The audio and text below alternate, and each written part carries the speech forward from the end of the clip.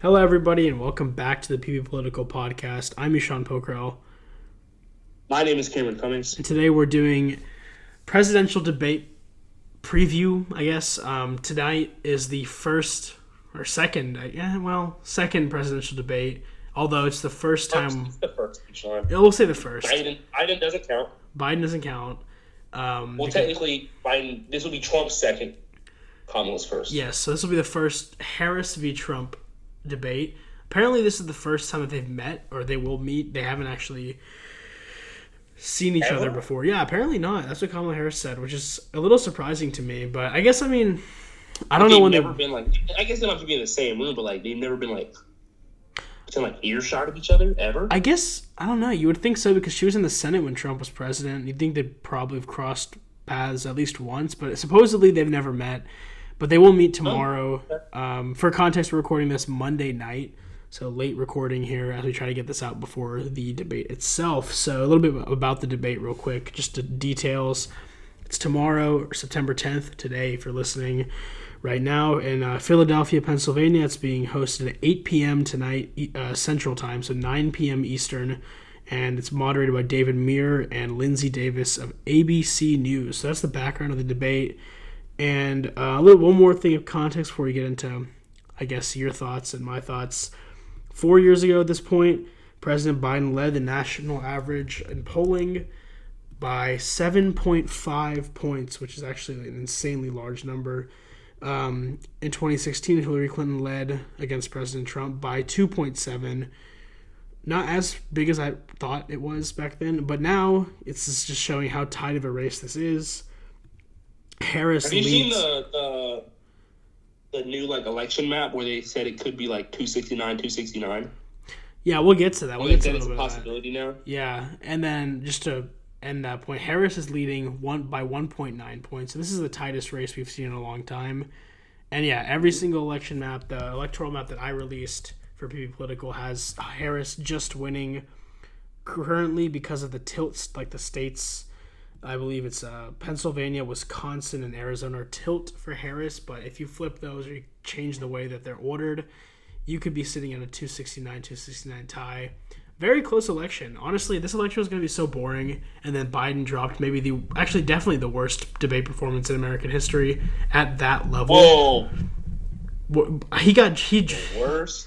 I mean, he was Top forced. 5. He was forced out of the race. I don't know how much worse it can get. I mean, he's no longer going to be he has no chance of becoming president again because of that debate. I feel like he would have gotten pushed out regardless, but I feel like the debate was so bad they were like, it just has to get done now. You know what I mean? Maybe. I mean, I feel like they were going to ride with Biden a little bit longer. I feel like the whole goal was to push him out.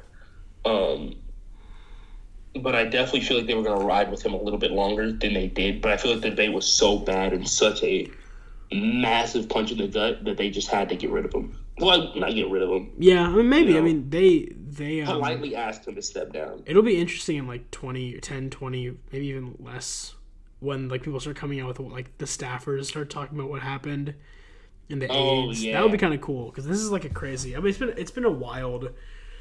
It feels like 3 years have happened in the span of a couple months. Yeah, it's only been it hasn't even been 2 months since Biden officially dropped out of the race. Kamala Harris has been campaigning for about a month and a week. And, I mean, yeah, so initially I think we had one podcast where she was really leading pretty well in the polls. Since then, it's tightened back up. Since Labor Day, it's tightened back up. Since Labor Day, Kamala Harris has done an interview, but she has not done a solo interview still. She did one with her running mate, Governor Tim Walz, with Dana Bash of CNN. Nothing too noteworthy. She didn't, stumble over her words like Biden did in his last few interviews as a candidate. But nothing super compelling, I guess. Nothing that was going to change the needle. A standard interview, I guess. And the race has tightened up even more somehow, in the last week or so. And I mean, since the last debate in June, the last one for Trump, it's been crazy. He got shot in the head. I think people just kind of gloss over that. We really just forgot. Yeah. He got shot in the head. He was this close to getting three things. Yeah. And I will stand by these 3 things. Okay. 1, Trump has basically sent like J.D. Vance to do J.D. Vance things, and he's been going around following the Harris Walls team. Like everywhere they would go, he would do like a smaller venue. And I don't feel like that's helping the Trump campaign at all. I feel like J.D. Vance has been and will forever be a net negative. Every time he opens his mouth, no one's like, yeah. I'm like, I want to hear what this man. You know what I mean? I want to hear what this man. I think I see what you're saying. Even like I wouldn't say, obviously the far right's gonna agree with everything he says, but even more like moderate Republicans are starting to get extremely turned off by basically everything Vance says. He hasn't said a positive thing, especially about the recent and tragic school shooting in Georgia. He literally was like, "It's a fact of life." I didn't see a single person. He did say he did say unfortunate. I think he said unfortunate fact of life, which I mean it is not better at all. Yeah. But just a little bit of context even in the context of the entire speech, like if I had it in front of me, if I read the entire transcript, it doesn't make what he said any better. Yeah, okay, I have the quote. The quote is, I don't like that this is a fact of life. So that's the official full quote. Still not good, obviously. Not the right. Yeah. I will say one thing about Vance that I've respected. A lot of his interviews that he's done on like TV and like just media have been pretty hostile. Like he hasn't done like friendly Fox News interviews. That being said, I don't think that J.D. Vance doing this stuff is the right move. I think Trump should be doing it. Trump really hasn't campaigned much at all compared to like what he was doing in 2016. He hasn't done any of the Republican debates. He kind of coasted to the Republican nomination. Absolutely, yeah.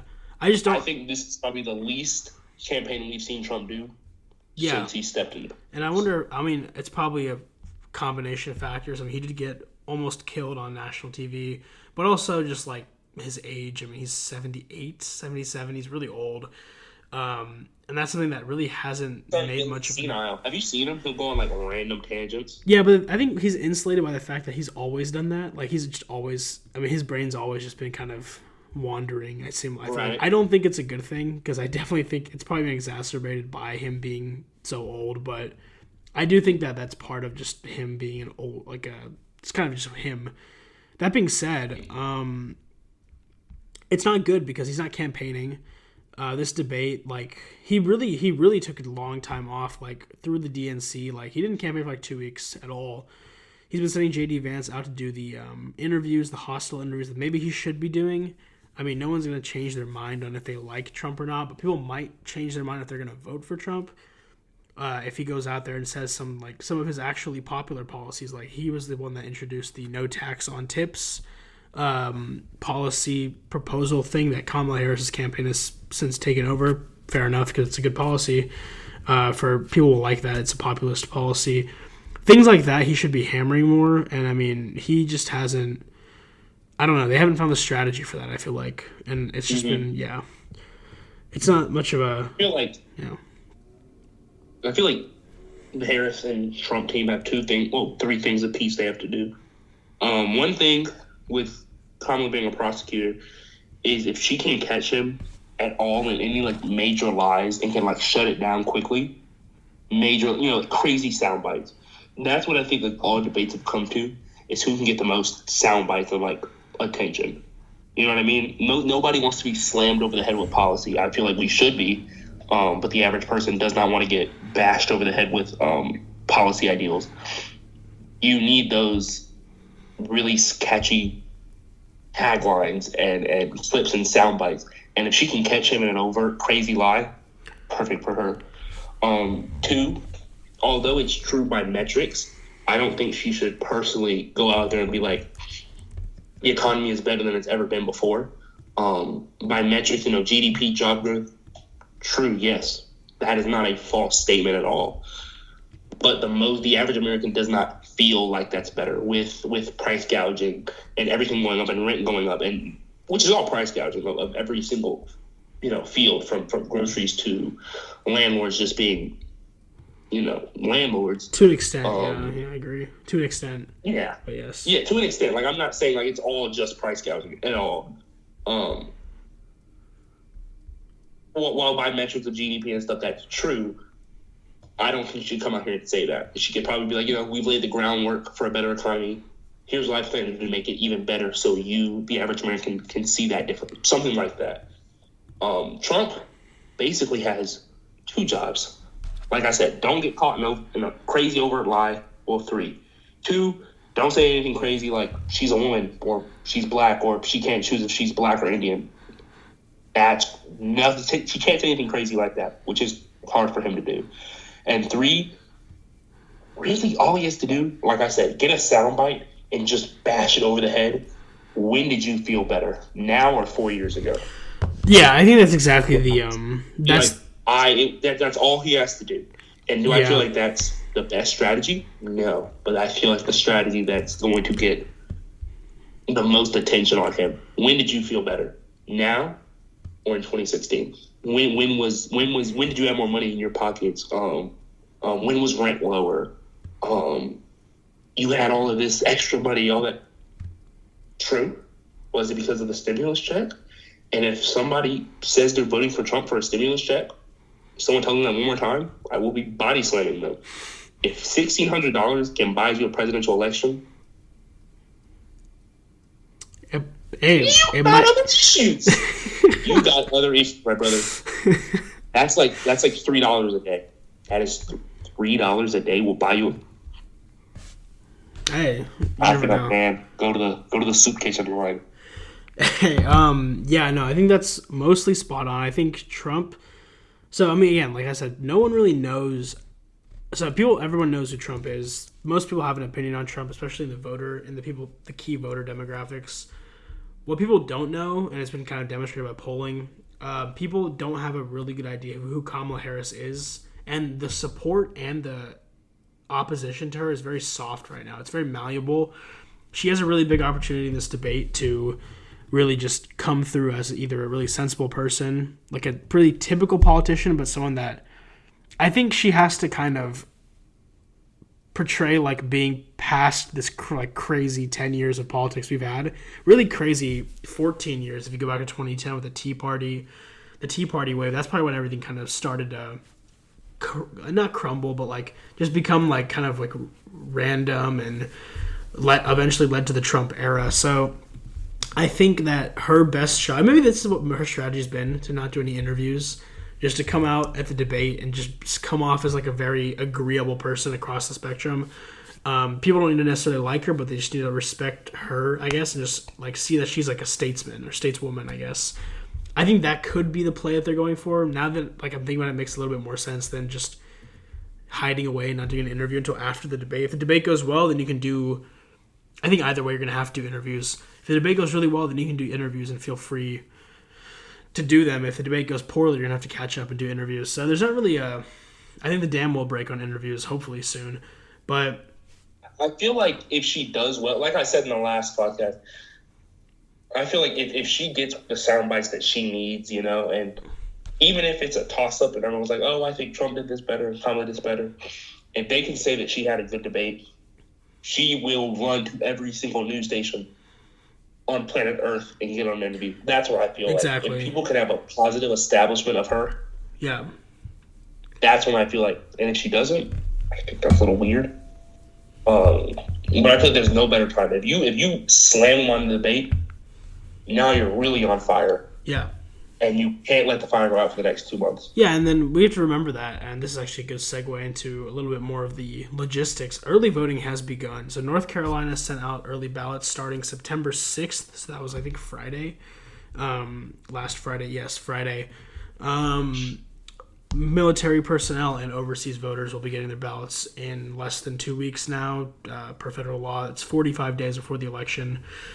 Other states are starting mail-in processes or early voting processes. So the election has started. Like, there will be people that have filled their ballot out. Probably not a lot, but there will be people that have filled their ballot out by the time this debate is over and before this debate starts, which is kind of crazy to think about. But whatever gets voter participation up, I think is a good thing. That being said, there's been a lot of controversy around the debate itself. So Trump and Harris have been like haggling over what like rules and whatever to have, if there's going to be muted mics, if there's not going to be muted mics. Kamala Harris's team wants a lift, like to lift her like feet above to kind of match where Trump is. So for context, Kamala Harris is apparently 5'4". I had no idea. Kamala Harris is 5'4", which is kind of wild to me. I thought she was taller. Trump is obviously like 6'2", maybe even taller than that. So he's actually one of the tallest presidents. So the dynamic of having a 5'4" Kamala Harris on one side and like a 6'2", 6'3" Trump is just kind of funny to think about. So I don't really blame them asking for a lift. I don't think they should do it though. But I think it is a smart thing from Trump. Because again, Trump knows one thing. He knows how to like run a television show, right?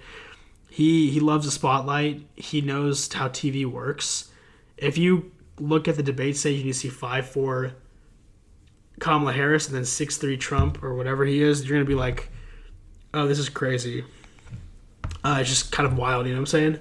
So, like, I don't know if that's going to be a factor, but I think that will be kind of just like that kind of height intimidation thing could play in. But again, who knows? Because I think Trump is just going to go. I think the mics are going to be muted. So similar to the mics are muted, yeah. They are muted. Similar to the first debate. Yeah, the mics are muted. Which, looking back at the first debate, as what I could see on camera, Trump actually did a good job of restraining himself even when his mic was muted. The bad thing for Trump is he's not going to get like an off-the-cuff moment like he got famously in 2016 when he told Hillary Clinton you'd be in jail. I don't know if you remember that. She's talking about some law stuff, and he was like, "Yeah, you'd be in jail," and it was a big moment for him. Hillary Clinton was very flustered after that. Really didn't really know what to do. I don't know if if he's not gonna have those mics muted. If the mics are muted, he's not gonna have that chance to do that stuff again. But yeah, I don't know. What do you expect from the debate? Just like the dynamic of Kamala and Trump going at it, because again, apparently they've never met before, which is still kind of wild to me, and I guess it's just going to be kind of interesting to see how they approach that itself. So any thoughts on that? I don't know. I feel like you said, he knows how to play a crowd, and he does that well. You know what I mean? Absolutely. Obviously, he's been steady. I said absolutely, yeah. I mean, that's what he's famous for, right? And, like, yeah. Yeah, and I feel like he's the one thing about him from 2016. You know, instead of appealing to everyone, I feel like he's appealing more and more and more to that far right demographic. And another thing, which is a little alarming, that he's already saying like, if I don't win, the election is stolen. You know what I mean? He's like planting the seeds for like a let's spin back January 6th. He's like, you know, this will be a fair election as long as I win, and if I don't, it's stolen. And he's saying that like what, 2 months out of election day? Yeah, it's kind of weird. It's strange because like that is true. He's been saying some crazy stuff. At the same time, he's been pushing Republicans closer to the left on like abortion, which is the biggest one, I guess, of all the issues he could pick right now. Because if Kamala Harris wins, this election is going to have been about abortion and like voting access and all that stuff, right? Social issues, right? If Trump does win, it'll probably be an immigration heavy election. I think that's what they're going to want to hit. Kamala Harris famously actually came out in support of a border wall, which I find kind of funny because it just shows like it's like a shifting thing. I think I don't know if it's smart really, because I don't think anyone that's super hawkish on immigration is going to vote for Kamala Harris. I think they're probably going to vote for Trump anyways. But yeah, it's kind of interesting how these like alignments are kind of shifting, because Trump, I mean, we've said this before, Trump is there's no way anybody believes Trump is like actually like an anti, like a pro-life like person. He just did what he had to do to get elected. I think everybody agrees with that. I think he donated to Planned Parenthood pretty extensively before he ran for president and everything. Really? Yeah, I think so. Because he was like, obviously he's like a New York liberal like dude, right? So he's. I don't think he personally has any like. All the pro-life people have. So it's kind of interesting. All the pro-life people have on Trump is that they helped him win in 2016. True.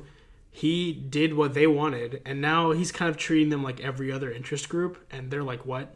Mm-hmm. Because for so long they've been like the center of the Republic, the conservative movement, right? Now they're just another group, which is, I think they should just be another group, because I mean their objective, quote unquote, is over. Unless they wanted to ban abortion nationally, which would go over horribly, because no one would support that outside of like a fringe few. So I don't think that It's kind of funny seeing pro-life people, especially like the activist people, like kind of relegated to the side as Trump has become more like, oh, we should just let states do whatever. I think Trump came out in support of legal weed too, at least in Florida. I think he voted for it in Florida, which is very funny. It's just like funny that like it's interesting because like you'll see, it's just kind of crazy how much he'll like. It's. I wonder what he actually believes. Like I wonder if he actually does believe in like. I do think he's pro-choice personally, like as a person he is. I wonder if he's pro-weed too. Like stance-wise, yeah, I mean, like politically, no, obviously. I feel like, honestly, he doesn't support half the things he says. Well, the thing is, like, I don't. What is anybody gonna vote against? Like, is anybody that's pro-life gonna vote against Trump because he's like, oh, we should leave it up to the states, or even just say like, I won't sign a national ban? I don't think they're gonna break against. Who are they gonna vote for? Like, what are they gonna do? I don't. They can't vote for Jim Stein. If they can't vote for the libertarians. Libertarians are pretty famously like pro do whatever you want, state by state. That's what the abortion conversations kind of got to there. Green Party's obviously more liberal than the Democratic Party, so they really don't have anywhere to go unless they write a name in. But no one's gonna write in. They're gonna vote for Trump. So I think he if he does go through with like if he goes on the debate stage tomorrow and says like, yeah, let's just leave like goes super liberal on abortion or like weed or something. I mean, it'll be kind of interesting to see what that does to like those people that like have stuck with that. Really created his base in 2016, because I think that I don't think it'll matter. I think those. It's like how like I said a couple episodes back, if Trump came out like tomorrow and was like, oh, we should stop funding Israel. They're doing this to Palestine, like to Gaza. I think that like it wouldn't matter. I don't think anybody would change their vote. Because like I don't think it's going to be a significant number. I don't know. I could be wrong. Yeah. That's just what I think. But I don't know. It's kind of interesting. Side question. I just came on my. What's your opinion on Jill Stein? What do you mean? Just in general? What's your opinion on Jill Stein? Yeah, I mean, in general. I don't know. So Jill Stein's obviously the Green Party nominee. For those who don't know, minor party. I don't have any beef with her, I guess. Everyone says that she's the reason Trump got elected in 2016. It's not true. In 2016, yeah. It's not true. It's absolutely not true. I've seen those people talking about that. It's absolutely not true. What happened in 2016 was that Hillary Clinton was a horrible candidate. And the idea that just because you're a Democrat or Republican, people owe you your votes is really infuriating to me. Hillary Clinton lost because she didn't carry Michigan. I think Michigan's the one where it was like really close between Trump and Hillary Clinton, and then Stein's margin would have flipped it. There's no one can sit here and defend against me or anybody really, just looking at data, that every Jill Stein voter would have voted for Hillary Clinton. Maybe the bigger issue is that Hillary Clinton only won 20 states compared to Trump's 30. Maybe that's an issue too. I don't know. People don't talk about that. I mean, like she won 5 less states than Biden won. So I mean, like, I don't know. Jill Stein's whatever. She's not going to probably... She might... I mean, she came out very pro-ceasefire and pro... anti, Israeli military, I think. But it didn't really obviously get any traction. I would like to see them debate. It would be cool to see all the... My thing is, I think it would be cool to see every candidate who has... This will never happen, at least for the foreseeable future, unfortunately. And any candidate that has, ballot access in in enough states to win the election should be on the ballot, or should be on the debate stage. I think so. The Democrat, the Republican, the Libertarian, the Green Party, and then whatever independents, like RFK if he hadn't dropped out. Bum, by the way, we can mention that at the end. We can talk about that at the end. The RFK stuff, but they should all be on the debate stage. Bum? Yeah, how he's a bum. They should all. Yippee. They should all be on that debate stage, and I think that'll be kind of good for everybody. But that's not going to happen, unfortunately, just right now. But we can dream for 2028. But yeah, I have no real opinion on Jill Stein. What about you? I don't know. I have no problem with Jill Stein. It's just the way she talks, her cadence, everything about it. First off, she talks a whole nothing sandwich. You could listen to her talk for an hour straight, and you could be writing notes the whole time. And your notes would be like a doodle of a stick figure with a top hat, and that would be the brunt of her speech. She talks like a nothing sandwich. She could talk for 2 hours and have said nothing. You know what I mean? It could be a 2-hour speech and nothing was said. Yeah. Also, similar to RFK, the way she talks and her vocal patterns make me want to run through a wall. Not like, football, run through a wall with excitement. Yeah. Like, run through a wall to jump over a bridge. Yeah, I haven't really listened to her talk much. I've watched a couple of her interviews, and she just seems like a general, like, standard progressive. Nothing crazy. I mean, I wish her well. I have no beef towards her. People that say that. Beef towards Jill Stein. Yeah, I was just curious what your thoughts Yeah, I have no real opinion. People that say that, but people that think that she's the reason Trump became president piss me off because it's just like the most basic, like, ignorance of. It just assumes that the Democrats and Republicans have 100% of votes and it goes down instead of you having to work up from zero, which is very bothersome to I think most people in this country if you think about it enough. But yeah, let's start wrapping it up before we talk about RFK a little bit. Anyways, back to the polling. Super close. In the 7 swing states, Arizona, Nevada, Wisconsin, Michigan, Pennsylvania, North Carolina, Georgia, 7 that are being talked about as swing states right now. Harris leads in Arizona, in Nevada, by less than 0.5% in both, 1.5 in Wisconsin, and 1.2 in Michigan. These are 2-person race polling data. They don't have enough 5-way or 6-way polling, unfortunately, somehow. Tie in Pennsylvania, straight up tie, and North Carolina, Trump leads by 1.1, and Georgia, Trump leads by 0.5. So it's crazy how tight this election is. And I mean, like, again, you can look at national polls. I don't think national polls actually matter because, again, this election isn't a national election. It's a state-by-state election. But, I mean, this rate is just so tight right now. It's crazy. And I'm really interested to see what do you think could happen at the debate to change anything. So, like, again, for example, like the last debate, polling-wise, much didn't change nationally, but if you looked at state-by-state polling in states that weren't competitive, like New Mexico, New Jersey, Virginia, those states started becoming swing states, or I guess battleground states, you should say. So what do you think could happen that's like realistic from this debate? Like, what do you think we're going to see on September, I guess, next week, September 16th? What do you think this race looks like? Genuinely believing how close it is, I feel like this debate, and it might be the only debate we see, firstly. They could schedule another debate. It is possible. But let's just say they don't. This will be the first and only time we see them speak against each other in the same room. I feel like that's going to make a major difference. And I feel like that's going to be the deciding factor for most people. They're going to look back at this debate and they're going to be like, okay, what do I think? And I feel like it's going to be that bump that Trump or Harris needs to win the election. I feel like a lot hinges on this debate. It hinges on, because right now Harris is coming in with all the momentum in the world. Trump thought he was going to have momentum from the shooting. He got none. He's coming in with nothing. No momentum, no nothing. He has the same crowd of people since 2016. That's it. Harris has the money, the backing, he has all of that. She has all of that coming into this. If she goes up there and messes up, screws up bad, all the momentum's gone. And now Trump gets that, and he's going to run with it and do every single event and say she's not capable, blah, blah, blah, blah, blah. If she goes in there and knocks out the park, I don't see a way for Trump to come back, really. Yeah, especially his age shows when he's on that stage. Yeah, I don't even know if we mentioned this, but Kamala Harris raised, I think it's been since like the last 2 weeks ago. I saw this thing that said that Kamala Harris raised $540 million since she entered the race. That was like a couple weeks ago, which is just insane. Like that's an absolutely insane number. Which is just like, I mean, that's like a new record. Like Bernie Sanders is raising millions in small dollars, which is obviously impressive, and also in the primaries. But $540 million, $500 million in like a month is just absolutely crazy.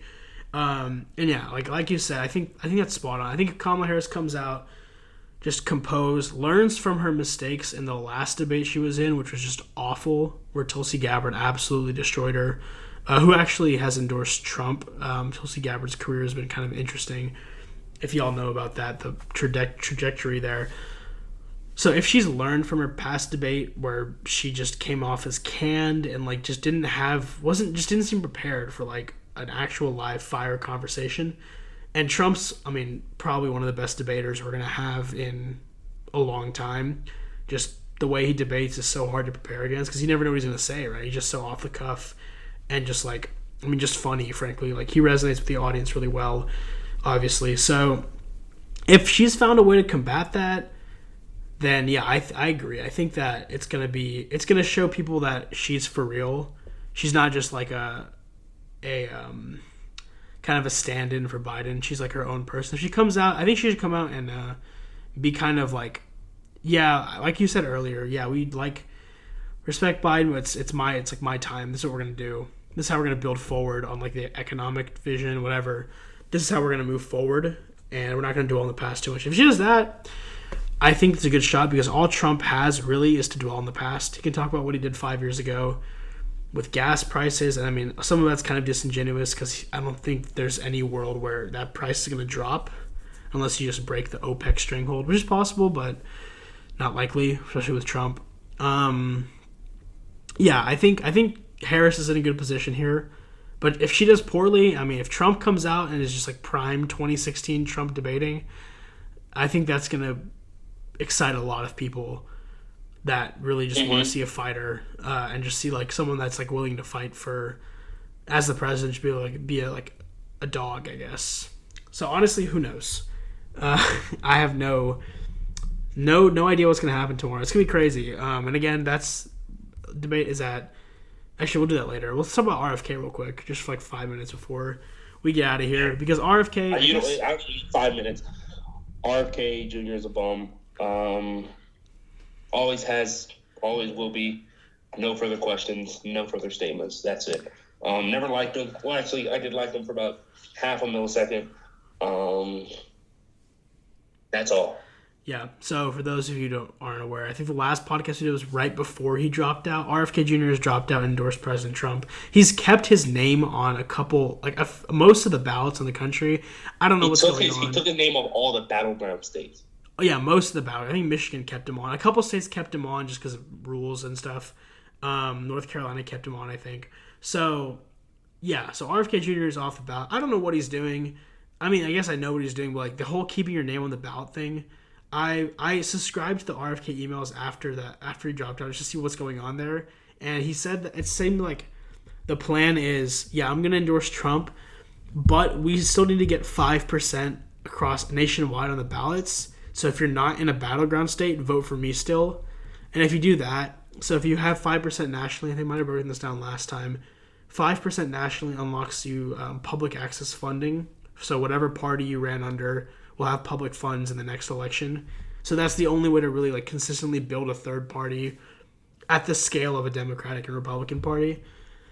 So that's a stupid plan because he's endorsed another candidate, but he's going to do it anyways. And yeah, I will say was never going to vote for RFK Jr., but he did seem interesting. You weren't? No. No. You weren't going to vote for RFK? No, I wasn't.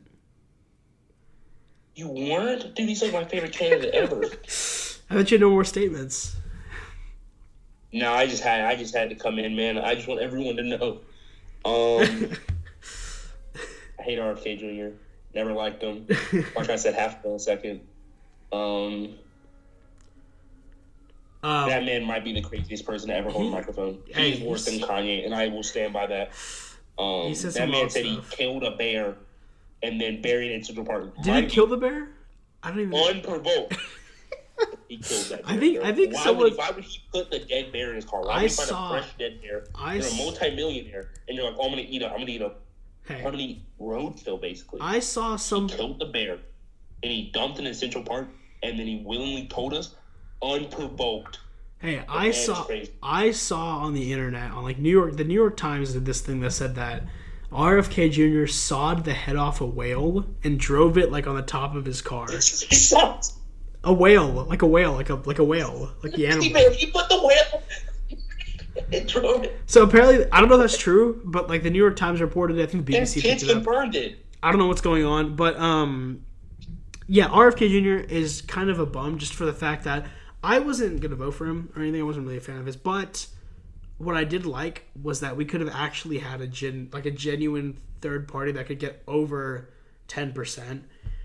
He made a lot of mistakes. If he wanted to seriously do that, he probably would have went fully anti-war. He was very anti-Ukraine war, very pro-Israel. So there's really made no sense. At that point, I was like, yeah, he's not going to really get there. Although I was hoping he'd get 5% just for the Wikipedia page, so you have 3 candidates.